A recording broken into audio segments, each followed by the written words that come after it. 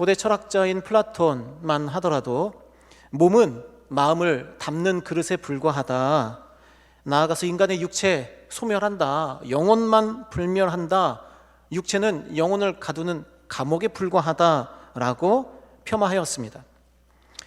육체의 가치를 폄하하는 이런 세속주의는 그래서 어느 시대에나 우리 주변에 여러 가지 종교의 형태로, 사상의 형태로, 세속주의로 넓게 자리 잡고 있습니다.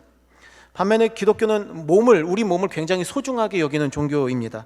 기독교는 늘 이러한 몸을 무시하고 경시하는 습관으로부터 계속 벗어나려고 애를 썼습니다. 대표적으로 1300년대 여성 수도자였던 노리치의 줄리안 같은 성도들은 영혼만큼 육체도 중요하다, 하나님은 우리 몸을 포함해서 지으신 모든 것을 다 사랑하신다, 몸과 영혼이 동시에 하나님의 선하심에 쌓여 있다라고 설파했습니다. 실제로 기독교의 가장 핵심적인 교리들이 우리 몸, 육신, 육체를 굉장히 중요하게 여깁니다. 말씀이 육신이 되셨다는 성육신 교리, 예수 그리스도는 완전한 하나님이시면서 동시에 완전한 인간이시다라고 하는 기독론, 예수님께서 떡과 잔을 나누시면서 이것이 내 몸이다, 이것이 내 피다 라고 선포하신 성찬론, 그리고 교회는 머리 대신 예수 그리스도의 몸이다 라고 하는 교회론까지, 기독교는 철저히 우리 몸, 육체, 육신을 아주 긍정하고 중요하게 여겼습니다. 뿐만 아닙니다. 예수님은 그 몸이 부활하셔서 잠자는 자들의 첫 열매가 되셨죠. 우리도 그러할 겁니다. 우리 몸 잘 쓰셔야 돼요. 이거 영원히 써야 될 몸입니다. 우리가 죽으면 우리의 영은 곧바로 하나님 곁에 가지만 우리의 육은 땅에 묻히죠. 하지만 거기서 끝나는 우리의 육이 아닙니다. 주님 다시 오시는 그날, 주님께서 우리의 모든 육체를 다시 모으셔서 우리의 영과 온전히 연합하게 하셔서 신령한 부활의 몸, 영광의 몸으로 새롭게 하실 것입니다. 그래서 기독교는 이 몸이 너무 소중해요. 왜? 영원히 쓸 몸이기 때문입니다. 물론 지금 우리가 경험하는 질병, 고통, 환난, 눈물, 이것과는 다른 몸입니다. 여러 가지로 다른 몸이죠. 먼저 고린도전서 15장 42절 이하의 말씀에 보면 썩지 아니할 것으로 다시 살아날 몸, 영광스러운 것으로 다시 살아날 몸, 강한 것으로 다시 살아날 몸, 신령한 몸으로 다시 살아갈 몸. 우리가 부활했을 때는 이렇게 신령한 몸으로, 썩지 않는 몸으로, 영광스럽고 강하고 신령한 몸으로 거듭날 것입니다. 뿐만 아니라 빌립보서 3장 21절 말씀에 따르면 부활의 몸은 이전과 같지 않은 예수님께서 보여주신 그 영광의 몸의 형체와 같이 변화될 것입니다. 물론 예수님께서 부활하시고 나셔서 육을 그대로 유지하셨기 때문에 어떻게 하실 수 있어요? 먹고 마실 수 있으셨어요. 누가복음 24장 30절 말씀에 부활하신 예수님 제자들을 만나 함께 음식을 잡수셨습니다. 하지만 그냥 육은 아니셨어요. 요한복음 20장 19절 말씀에 따르면 제자들이 유대인들을 두려워해서 문을 다 닫고 있었는데 그 가운데 예수님 신령한 몸으로서 그 자리에 찾아가셨어요. 신령한 몸이시라고 하는 거죠. 부활하신 몸은 이전의 육의 모습과는 다른 영광의 몸이다라고 하는 것입니다. 그러므로 사랑하는 성도 여러분, 이 기독교는 육을 폄하하거나 무시하는 종교가 아닙니다. 결코 그렇지 않습니다. 우리 이 육은 주님께서 우리에게 허락하신 영원히 사용해야 될 몸입니다. 거룩함으로, 정결함으로, 인내와 절제와 훈련으로 이 육을 온전히 하나님의 것 되게 하시는 저와 여러분 될 수 있기를 주님의 이름으로 축복합니다. 고난주간입니다. 내일부터 예수님께서 십자가에 우리를 위해서 십자가 위에 달리신 예수님의 고난을 묵상하는 주간입니다. 무엇입니까? 예수님 몸으로 달리신 거예요. 하나님이시지만 또 인간으로서 십자가에 달리셨습니다. 저와 여러분이 우리의 몸에게 영생을 주시기 위해서 당신의 몸을 희생하신 예수님의 은총을 누리는 복된 고난주간이 될 수 있기를 주님의 이름으로 축복합니다. 그러므로 오늘 본문 말씀을 통해서 우리는 우리에게 주신 이 육이라고 하는 것, 육체라고 하는 것, 어떤 의미가 있을까 우리가 말씀을 통해서 몇 가지로 살펴보겠습니다. 첫째로 우리 육은 어떤 육입니까? 하나님이 창조하신 신비로운 몸이다 라고 하는 것이죠. 창세기 2장 7절 말씀, 여호와 하나님이 땅의 흙으로 사람을 지으시고 생기를 그 코에 불어넣으시니 사람이 생명이 되었다라고 말씀하고 있습니다. 두 가지죠. 무한한 가능성이 있어요. 하나님이 지으셨고, 하나님이 지으셨을 뿐만 아니라 성령님이 호흡으로 인간의 몸에 들어오셔서 살아났기 때문에 인간은 무한한 가능성을 지닌 육체입니다. 반면에 한계도 있어요. 흙으로 지어졌어요. 먼저 가능성은 하나님의 숨, 성령님으로 호흡하게 하셨고 하나님이 창조하셨기 때문에 우리에게는 신비로운 몸으로 입혀주신 하나님의 은혜입니다. 시편 139편 14절 말씀에 다윗이 고백합니다. 나를 지으심이 심히 기묘하심이라. 우리 근육도 지으시고 뼈도 지으시고 신경줄기도 지으시고 장기도 지으시고 머리부터 발끝까지 머리카락 한 올까지 하나님께서 창조하셨기 때문에 신비롭고 기이하고 신묘막측한 것입니다.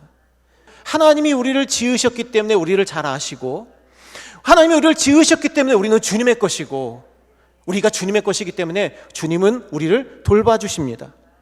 시편 121편 말씀에 4절 말씀에 우리를 지키신 하나님은 졸지도 않고 주무시지도 않습니다. 왜요? 2절 말씀처럼 우리를 지으신 분이시기 때문이에요. 창조주 하나님이시기 때문에 우리를 돌보시겠다 거듭거듭 우리에게 약속하고 계십니다. 믿으시기를 주님의 이름으로 축복합니다. 하지만 주님이 지으신 이 몸 한계도 있어요. 흙으로 지어졌어요. 그래서 성경 속에서는 인간의 몸에 관련된 유한성을 표현하는, 인간이 얼마나 한계가 많은지, 인간의 인생이 얼마나 덧 없는지를 증명하는 구절들이 많이 있습니다. 창세기 3장 19절 말씀, 네가 흙으로 돌아갈 때까지 얼굴에 땀을 흘려야 먹을 것을 먹으리니 네가 그 흙에서 취함을 입었음이라. 너는 흙이니 흙으로 돌아갈 것이니라. 그렇기 때문에 우리는 늘 이 양자 사이의 긴장 가운데 살아갑니다. 하나님이 지으셨으나 흙으로 지어졌어요. 우리 안에 성령님의 생기가 돌지만 우리는 여전히 세상 안에서 살아요. 우리는 하나님께서 우리에게 허락하신 기쁜 이 몸으로 기쁘고 즐거운 일을 할 수 있으나 우리의 쾌락의 몸을 아예 포기해버리면 우리의 몸은 하나님을 경험할 수 없는 세상적 몸이 되어버리고 맙니다. 맛있는 음식들, 산의 진미들 마음대로 누릴 수 있지만 그것을 너무 남용하면 우리의 육체는 여러 가지 질병에 시달릴 수밖에 없게 됩니다.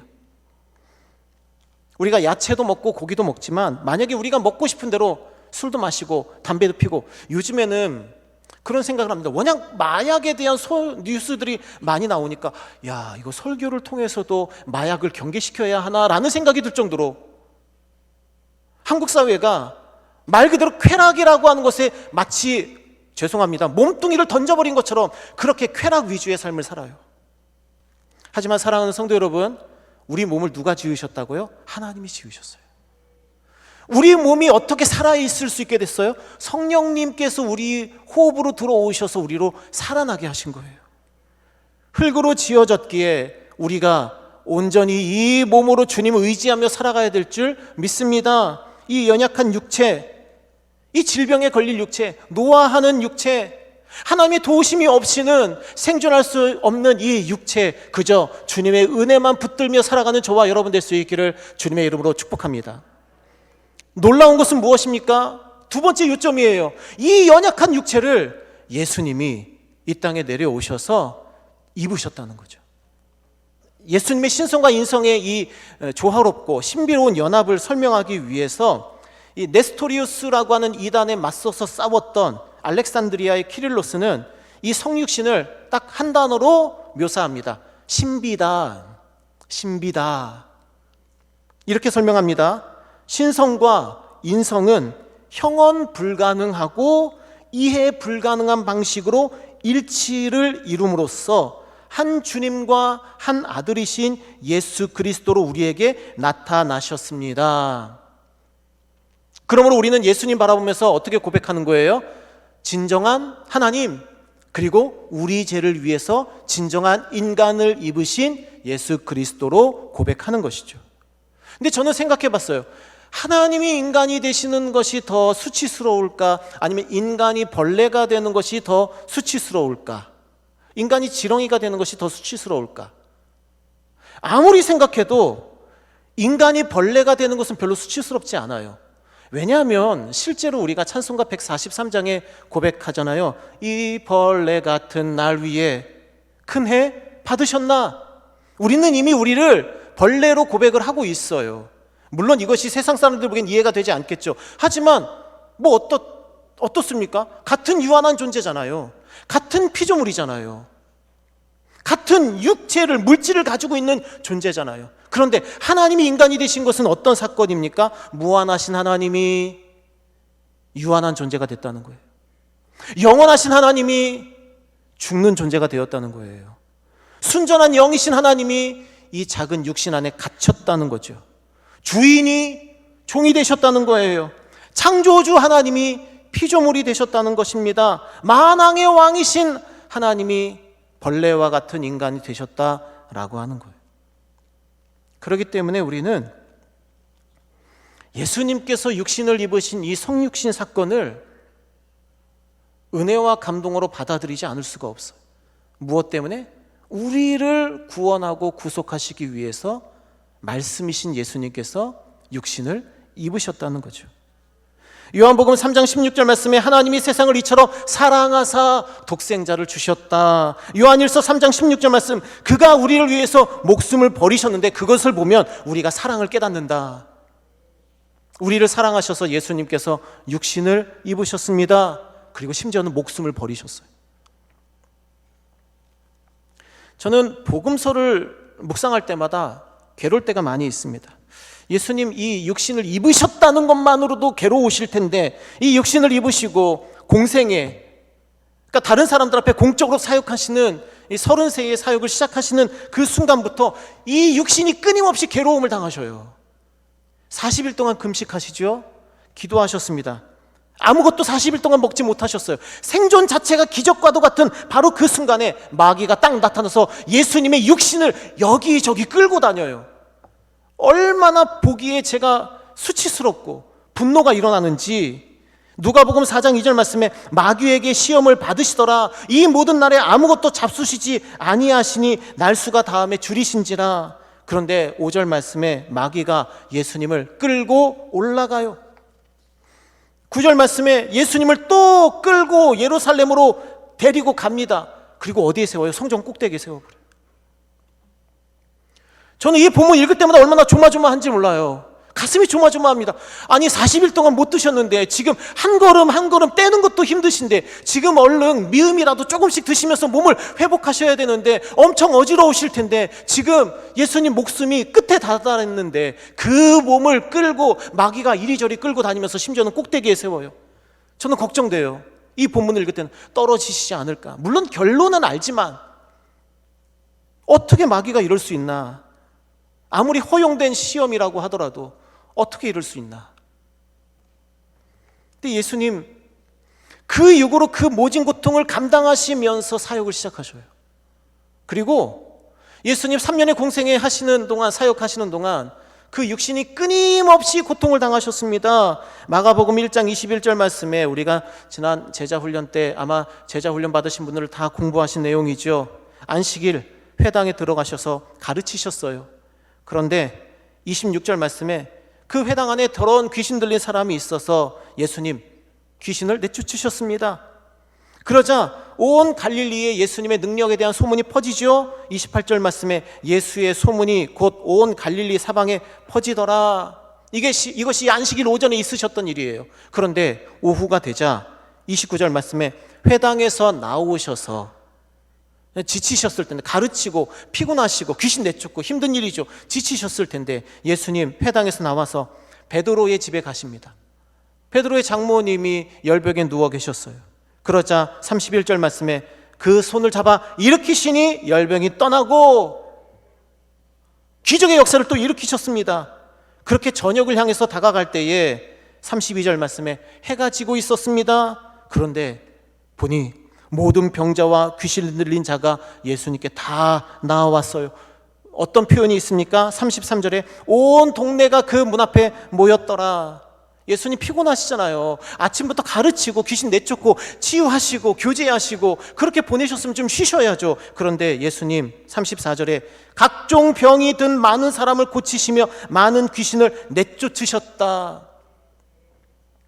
자, 그럼 이제 됐어요. 밤도 깊고 이제 새벽이 다가오고 이제 예수님 쉬셔야죠. 거기서 못 쉬시면 갈릴리를 떠나서 어디든 여관에 가서 쉬셔야 되는데 35절 말씀에 새벽 아직도 밝기 전에 예수님께서 일어나셔서 한적한 곳으로 가서 거기서 기도하시더니, 이 구절을 읽을 때마다 가슴이 떨려요. 하나님이신 예수님이 하루 종일 온 열정과 온 육체적 노력을 다 진액을 다 쏟으시면서 고치시고 가르치시고 치료하시고 전하셨는데 그 예수님은 제일 중요한 게 기도셨던 거예요. 안 하실 수가 없는 거예요. 그 시간에 기도하러 가세요. 우리는 어떻습니까? 그냥 하기 싫으면 안 해요. 요만큼의 이유와 변명만 있으면은 새벽에 안 나와요. 이런저런 이유로 기도를 멈춘 분들도 여러분 계실 거예요. 예수님은 그렇게 하지 않으셨습니다. 내 사역의 힘은, 내가 고치고 치료하는 힘은 하나님과의 교제에서 나오기 때문에 한적한 곳으로 가셔서 기도하셨습니다. 기도하시면 좀 쉬셔야 되는데 36절 말씀에 시몬과 및 그와 함께 있는 자들이 예수의 뒤를 따라가 또 요구해요. 만나서 이르되 모든 사람이 주를 찾습니다. 이게 무슨 일입니까? 이게 무슨 일이에요? 근데 예수님 거절하지 않으시고 도리어 더 큰 비전을 말씀하시죠. 38절 말씀에 우리가 다른 가까운 마을들로 가서 거기서 우리가 전도하여야 한다. 내가 이것 때문에 왔다. 여전히 사명감에 붙어서 여전히 하나님의 일을 감당하는 예수님의 모습을 볼 수 있습니다. 39절 말씀에 이에 온 갈릴리에 다니시며 그들의 여러 회당에서 전도하시고 또 귀신들을 내쫓으시더라. 사랑하는 성도 여러분, 그러므로 저와 여러분이 예수님을 닮는다면 우리 육으로 할 일이 결정되어 있습니다. 기도하고요, 우리가 할 수 있는 은사와 재능들을 다해서 주님 섬기고 교회 섬기고 봉사하고 기도하면서 세상에 빛이 되고 소금이 되는 그 일, 주님처럼 일하는 교회, 가르치고 전파하고 치료하는 그 사역, 다른 사람의 사역이 아니라 바로 나의 사역, 내 몸으로 감당하는 사역이 되어야 될 줄 믿습니다. 몸을 드려야 합니다. 예수님 몸을 드리셨어요.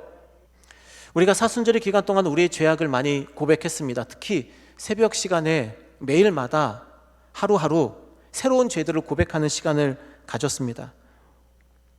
우리 머릿속 생각으로 지은 죄, 우리 눈으로 지은 죄, 우리 입으로 지은 죄, 우리 귀로 지은 죄, 우리의 심장이 복음의 열정으로 뛰지 못한 죄, 우리의 폐가, 이 가슴의 폐가 성령님으로 또 기도함으로 호흡하지 못한 죄, 우리의 위와 장이 하나님의 말씀을 먹고 소화하여 삶으로 옮기지 못한 죄, 우리의 손이 사랑을 베풀지 못한 죄, 우리의 발이 거룩하지 못한 곳으로 향했던 죄 등 이 모든 죄를 회개하는 저와 여러분 될 수 있기를 주님의 이름으로 축복합니다. 예수님 그렇게 어디까지 올라가셨어요? 골고다 언덕까지 올라가셨어요. 가시면류관을 쓰셨습니다. 제가 고난주간에 늘 드리는 말씀이죠. 예수님 맞으신 채찍은 유대인의 채찍이 아니셨어요. 로마 군인들의 채찍이었습니다. 유대인들이 맞는 채찍은 40에 하나 가만 39대까지만 때리도록 되어 있어요. 하지만 로마인들의 채찍은 제한이 없었습니다. 죽지 않을 정도로만 때리는 거예요. 끝에 뼈 조각이 주렁주렁 뼈 조각이 달려 있거나 납 조각이 달려 있습니다. 그것으로 때리면 최소가 스쳐서 슬키는 거고, 일반적으로는 살점을 뜯어갑니다. 그리고 심할 때는 뼈를 부러뜨려요. 갈비뼈를 부러뜨려요. 갈비뼈가 부러진다는 것은 그 안에 있는 장기가 훼손된다는 거예요. 예수님 골고다 언덕 혼자서 십자가 지고 올라가실 수가 없었어요. 왜요? 다 훼손되셨으니까 몸이. 그런데도 가시면류관 쓰셨습니다. 누구 때문에? 우리 때문에. 옷을 다 벗기셨어요. 수치를 당하셨습니다. 누구 때문에요? 우리 때문에. 십자가 지시고 골고다 언덕 올라가셨어요. 누구 때문에요? 우리 때문에. 십자가 위에 예수님 육체를, 그 몸을 메어 다셨습니다. 누구 때문에요? 우리 때문에. 예수님께서 십자가에 달리시기 전에 마태복음 26장 26절 이하의 말씀에 예수님 제자들과 성찬의 시간을 가지시죠. 그들이 먹을 때에 예수께서 떡을 가지사 축복하시고 떼어 제자들에게 주시며 이르시되 받아서 먹으라, 이것은 내 몸이다. 잔을 가지사 감사 기도하시고 주시며 이르시되 이거 다 마셔라. 죄사함을 얻게 하려고 많은 사람을 위하여 흘리는 바 나의 피다. 예수님 우리를 이렇게 사랑해 주셨습니다. 근데 어찌 우리가 세상의 쾌락과 세상의 즐거운 것에 우리의 몸을, 죄송합니다, 몸뚱이를 이렇게 저렇게 굴리면서 살아갈 수가 있겠습니까? 매일 주님 앞에 나와, 매일 성전 앞에 나와 기도하고 부르짖고 감사하고 찬송해도 부족할 줄 믿습니다. 감사하게도 여기서 끝나지 않습니다. 우리 이 몸은 성령님 거하시는 몸이에요. 고린도전서 6장 19절 20절 말씀 우리 함께 고백하겠습니다. 너희 몸은 너희가 하나님께로부터 받은 바 너희 가운데 계신 성령의 전인 줄을 알지 못하느냐? 너희는 너희 자신의 것이 아니라 값으로 산 것이 되었으니 그런즉 너희 몸으로 하나님께 영광을 돌리라. 아멘. 우리 몸은 성령님이 거하신 성령의 전이시기에 우리가 이 몸으로 세상에서 무엇을 해야겠습니까? 우리가 이 입으로 무엇을 먹어야겠으며, 우리가 이 귀로 무엇을 들어야겠으며, 우리가 이 입술로 무엇을 말하고 무엇을 전하고, 우리가 이 손과 발로 어디에 있어야겠습니까? 답은 자명하죠. 게다가 이 몸은 얼마나 소중한지 교회를 뜻할 때 사용합니다. 골로새서 1장 18절 말씀에 그는 몸인, 예수님은 몸인 교회의 머리이시다. 그 예수님 우리 머리가 되시는 거예요. 우리는 뭐예요? 그분의 몸이 되는 거예요. 우리 각 지체가 되는 거예요. 제가 손가락이고 손톱이면 여러분들은 심장이 되셔야 됩니다. 폐가 되셔야 됩니다. 위가 되셔야 되고 간이 되셔야 되고 갈비뼈가 되셔서 예수 그리스도의 몸을 복음으로 지키셔야 하고 원활하게 건강하게 움직이셔서 우리 교회가 마음껏 전도하고 마음껏 기도하고 마음껏 선교하고 마음껏 사랑하고 마음껏 구제해야 될 줄 믿습니다. 저와 여러분이 머리 대신 예수 그리스도의 몸입니다. 우리를 몸으로 불러주셨습니다. 믿으시고 순종함으로 주님 맡기시는 사명 넉넉히 감당하는 저와 여러분 될 수 있기를 주님의 이름으로 축복합니다. 말씀을 정리하겠습니다. 몸 너무 소중합니다. 기독교는 이 몸이 너무 중요해요. 왜요? 이거 영원히 쓸 몸이거든요. 물론 변화되지만, 부활의 몸으로 변화되지만, 신령한 몸으로 변화되지만 이거 우리 영원히 쓸 몸입니다. 거룩하고 정결하고 절제하며 깨끗하게 간수하시길 바랍니다. 하지만 흙으로 지어졌습니다. 연약합니다. 질병에 걸립니다. 그런데 그 육을 예수님이 입고 오셨어요. 무엇 때문에요? 우리를 구속하시기 위해, 우리를 사랑하시기 때문에 이 육을 입으셨습니다. 우리도 예수님께, 하나님께 육으로서 봉사하고 섬기며 헌신, 말 그대로 몸을 드릴 수 있기를 주님의 이름으로 축복합니다. 몸으로 이곳에 나와서 예배하시길 바랍니다. 몸으로 이곳에서 기도하시길 바랍니다. 고난주간 특별 새벽기도에 그 몸으로 이곳에 나와서 주님의 은혜를 구하며 우리를 구속하신 예수님께 마음껏 감사하고 찬양하는 고난주간 특세가 될 수 있기를 주님의 이름으로 축복합니다. 우리는 성령의 전입니다. 성령 하나님 우리 안에 거하십니다. 우리가 교회입니다. 머리 대신 예수님의 몸을 구성하는 교회입니다. 우리에게 맡기신 사명을 우리 몸으로 넉넉히 감당할 수 있기를 주님의 이름으로 축복합니다.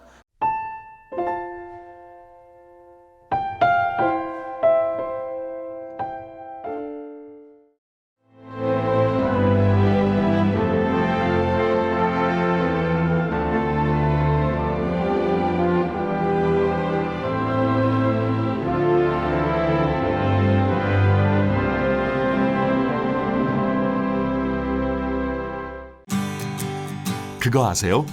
봄날 신안의 봄 내음은 노란 꽃향기에서부터 시작된다는 사실. 섬 수소나 축제. 노란 수소나 향기 따라 길도 마을도 온통 노란빛으로 가득한 선도에서 만나보세요. 동화 속 수소나 마을을 담아가세요. 세상 가장 아름다운 노란 추억을.